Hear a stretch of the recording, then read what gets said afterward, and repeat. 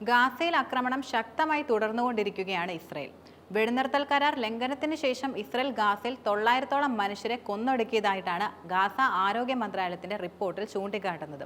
896 പേർ കൊല്ലപ്പെട്ടതായും 1984 പേർക്ക് പരിക്കേറ്റതായും ആരോഗ്യ മന്ത്രാലയത്തിന്റെ റിപ്പോർട്ടിൽ വെളിപ്പെടുത്തുന്നുണ്ട്.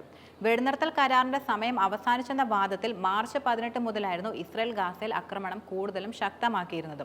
മനുഷ്യർ തിങ്ങി നിറഞ്ഞിരിക്കുന്ന ഇടങ്ങളിൽ നോക്കിയാണ് ഇസ്രയേൽ കൂടുതലും ആക്രമണങ്ങൾ നടത്തിവരുന്നത്. മാർക്കറ്റുകൾ, താമസ സ്ഥലങ്ങൾ തുടങ്ങി ആളുകൾ ഉണ്ടാവാനിടയുള്ള സ്ഥലങ്ങൾക്ക് നേരെ മാത്രമാണ് ഇവർ പ്രധാനമായിട്ടും ആക്രമണം നടത്തുന്നത്. മധ്യ ഗാസയിലെ തിരക്ക് പിടിച്ച മാർക്കറ്റിന് നേരെയുണ്ടായ ബോംബ് ആക്രമണത്തിൽ 7 പാലസ്തീനികൾ കൊല്ലപ്പെട്ടതായി അൽ ജസീറ റിപ്പോർട്ട് ചെയ്തിരുന്നു. വെടിനിർത്തൽ കാലാവധി അവസാനിച്ചതിന് പിന്നാലെയായിരുന്നു ഗാസയിൽ തലങ്ങും വിലങ്ങും ഇസ്രയേൽ എന്ന സയനിസ്റ്റ് സേന അവരുടെ ആക്രമണം നടത്തിവരുന്നത്. പിഞ്ചു കുഞ്ഞുങ്ങളും സ്ത്രീകളും അടക്കം നിരവധി പേരാണ് ഈ ആക്രമണത്തിൽ പ്രധാനമായിട്ടും കൊല്ലപ്പെട്ടിരിക്കുന്നത്. മാത്രമല്ല, ഇസ്രയേൽ നടത്തിയ ആക്രമണത്തിൽ ഒരാഴ്ചക്കിടെ നിരവധി നേതാക്കളെയും ഹമാസിന് നഷ്ടമായിട്ടുണ്ട്.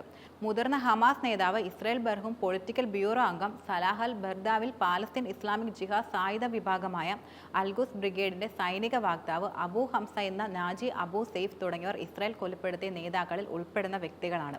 നാസർ ആശുപത്രിയിൽ ചികിത്സയിൽ ഇരിക്കവെയാണ് ബർഹൂം കൊല്ലപ്പെട്ടത്.